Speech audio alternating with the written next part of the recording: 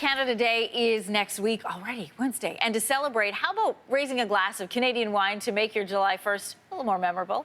Here with her picks of the best wines from across Canada is wine expert, one of my favorites, Natalie McLean. Good to have you with us on your morning. Cheers. Oh, good to be here. Breakfast of champions, Anne-Marie. Hey, we should explain to everybody, first of all, too, that we had seen Lindsey just before the break out at the farm. We are having some technical difficulties, which means she's just going to get to drink all that wine herself.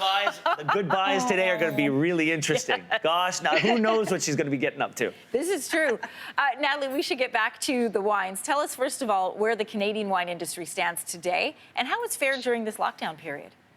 Absolutely. So there are more than 800 wineries across Canada, coast to coast. We have a great selection. But the thing is that most of them are small, which in the world of wine is a great thing. It means artisanal and boutique. Most of them have fewer than 20 employees. So what that means is that they don't produce enough volume to be in the big liquor store chains that have remained open. And their tasting rooms have been closed. Their restaurant customers are closed, although those are opening up. So it's been really tough on them during the lockdown. But what they have done is pivoted to direct shipping, direct to consumer. And many of these wineries are shipping across the country, which is a great thing. They're starting to build closer relationships. But here's the thing.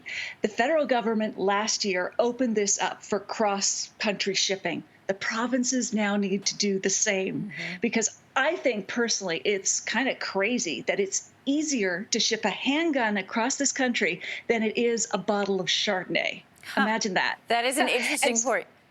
Exactly. And I think we really do need to support these local, literally grassroots businesses. And so I'm hoping that come July 1st, some legislation is changing, not enough, but we really need to open provincial borders. Natalie, you brought up shipping, and I know that you have shipped many samples of our great Canadian wines out to Lindsey Deluce this morning. And I think, Lindsey, we have you back, correct?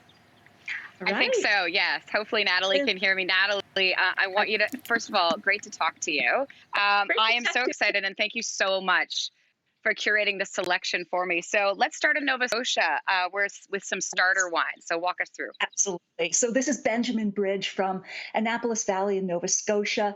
And this is a gorgeous, bubbly, great to kick off Canada Day celebrations. It's a blend of one of their famous native grapes, which is L'Acadie Blanc, plus Pinot Noir.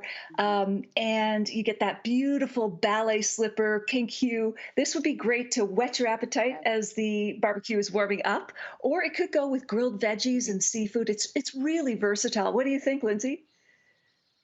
It's lovely. It really is a great starter wine, and that's just where we're starting. I know you have another starter wine to talk about, this one from BC. Let's go coast to coast to open things up here.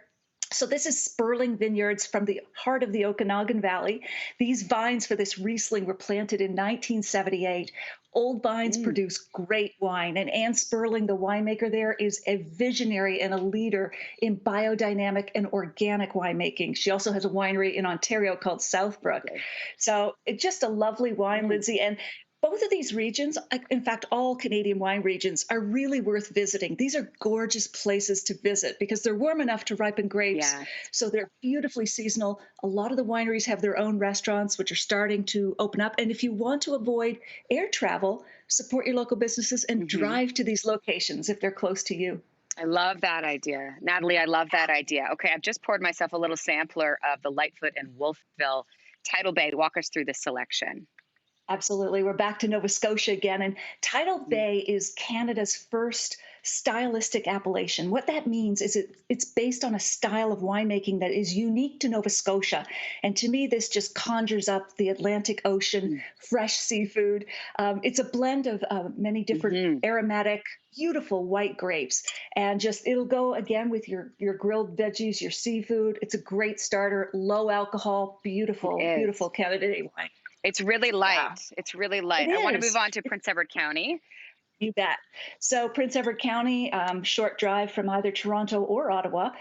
This one is Carlo Estate Patio Rosé, made from the only Malbec grapes grown in Prince Edward County, plus a blend with Semillon. So this is just a gorgeous, again, a beautiful hue to it, but more importantly, the taste. It's like fresh wild strawberries, though it's a dry wine.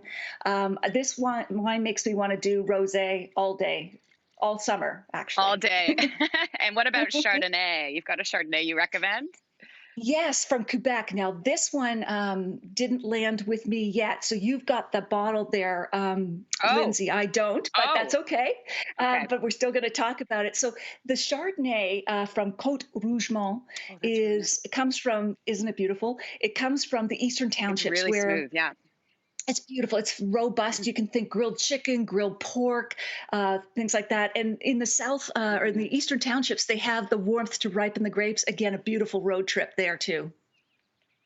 Natalie, just because we're low on time, let's skip to dessert wine. Which one should I try here? Yes. Okay. Well, I've got, you know what? I can't choose ever. So I've got Pondview and Neige. So this is a Beetle ice wine from Ontario, and Neige is apple ice wine from Quebec. Again, they're beautiful. Think grilled marshmallows and pineapple. And I'm just going to sneak in the Grizzly Cabernet Franc in case you're doing steaks or hamburgers from BC. It's right here. This is a meaty, juicy wine, full-bodied. It'll muscle right in beside your barbecue fare, whatever you're grilling. You're good to go. Yes, this is amazing, and I have one in each hand, so I'm going to keep sampling. Natalie, you're my kind of great woman. to chat with you. Thanks so much for this. Hey, Lindsey, happy let's hang out. Day. I got a party happening right here. Thanks for watching. If you like this, be sure to subscribe here. And you can check out more Your Morning videos right here.